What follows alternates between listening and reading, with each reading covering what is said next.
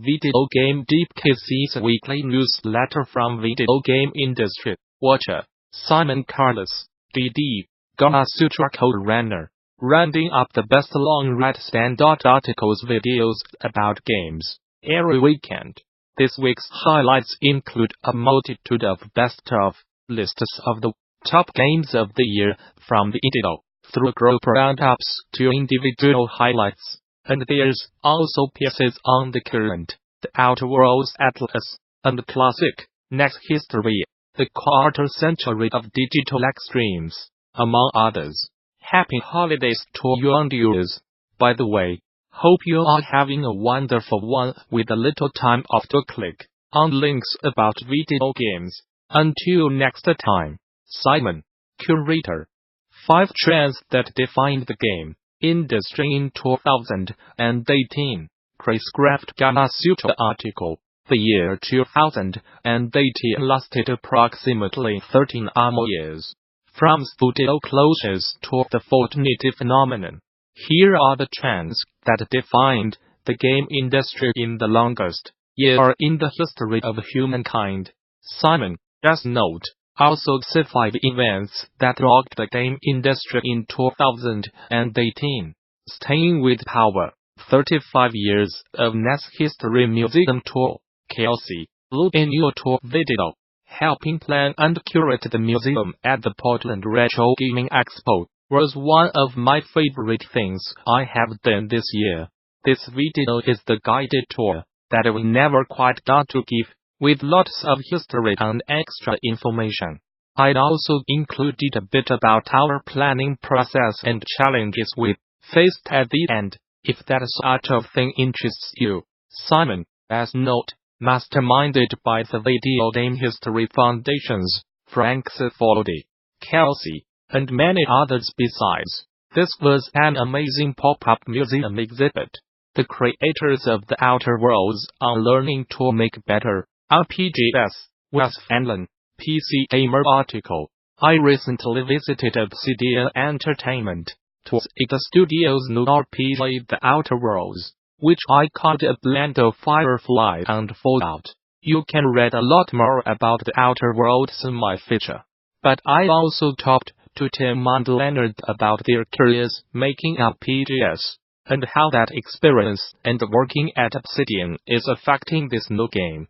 Here's what they had to say. The brilliance of video game maps. Various Eurogamer article. How long? Earlier this year, Thames and Hudson published a beautiful book on literary maps. It's called Writer's Map, an atlas of imaginary lands. A few of us ordered the book to arrive on day 1, and as we read through it, our thoughts inevitably turned to video games and their own relationships with maps.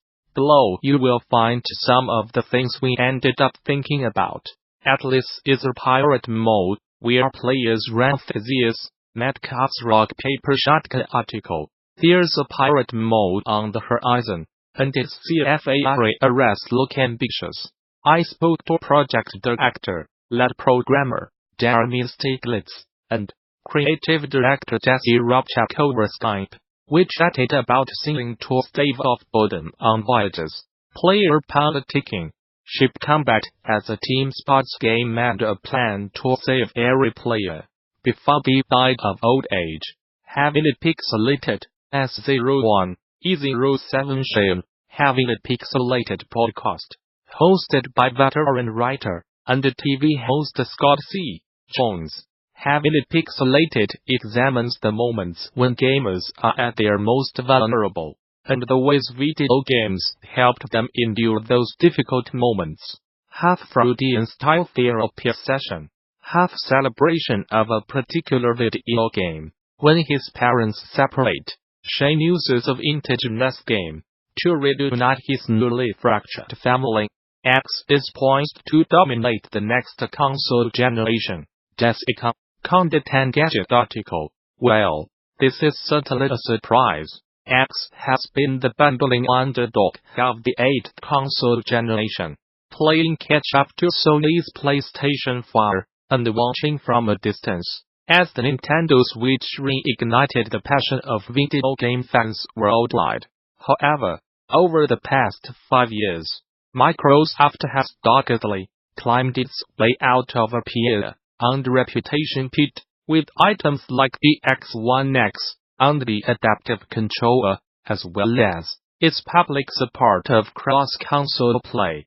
From epic pinball to Warframe, 25 years of digital extremes, Tom's in a PC Gamer article. Today Digital Extremes is known for its big free-to-play hit shooter, Warframe. But the studio has been around since PC gaming's early days. Founder James Schmalz started off learning coding tidbits from magazines before working alongside epic luminaries, Tim Sweeney and Mark Rain.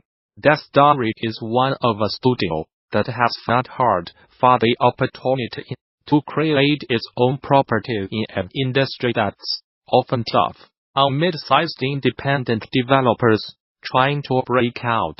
The 15 best video games of 2018, and released the Verge article. It's hard to top a year like 2017, but this year was also surprisingly strong, offering up an incredibly varied mix of interactive experiences.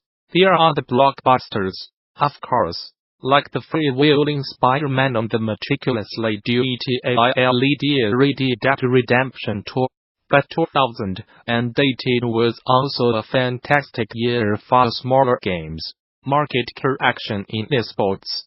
Ben Fisher's Sports Business Journal article. Esports insiders are increasingly convinced that many team organizations are overvalued and a market correction is coming. In the 2 years since traditional sports teams started acquiring esports organizations, faith in the long-term potential of video games has grown stronger, but pessimism about the short and medium-term prospects of esports teams is also growing, as spending pressures grow faster than revenue.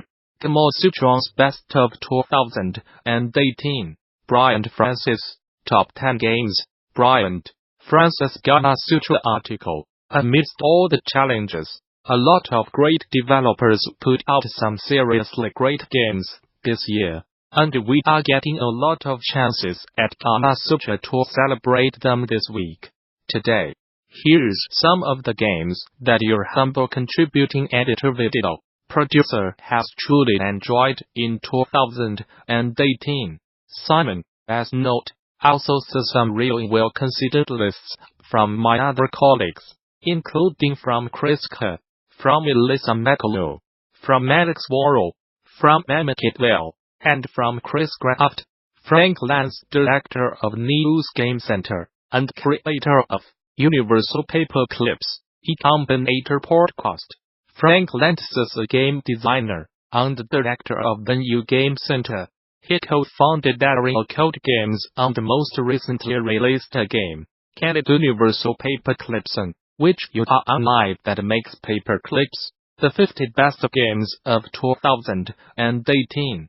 Polygon Step Polygon article. A list of the best games of the year is more useful, more thoughtful and more complete, we believe, if it accumulates all year long.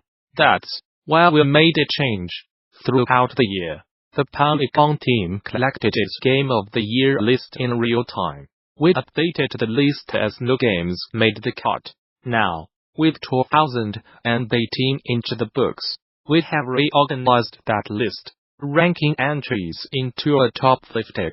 They make him feel normal. The role of video games in a children as hospice. Keeps to The Guardian article. I am watching Shay play video games in a big, bright social area at the King's Children's Hospice in Luton, where he is a regular and very enthusiastic visitor. Whenever he comes here, I know the staff need a rest when he leaves, says his father. Alan has a character. In a way, the disability has made him who he is with the family sarcasm added on. Tim Rogers roasts the 2018 games of the year. Tim Rogers could talk video, so So many good video games came out in 2018 that I thought sure I wanted to do a video about my favorite games of the year. However, I did not have time to also do worst games of the year video, so I decided to combine the two ideas. Click play and listen to me say the worst, most bluntly honest things I can think of to say about my absolute favorite games of 2018. Heroes of the Storm eulogy. Once, Blizzard could not balance the casual and competitive. Rowan Kaiser venture beat article. Heroes of the Storm is not bad, but it is not alive either. Blizzard Entertainment's announcement this week that it was ending Heroes esports entirely, shifting developers of the game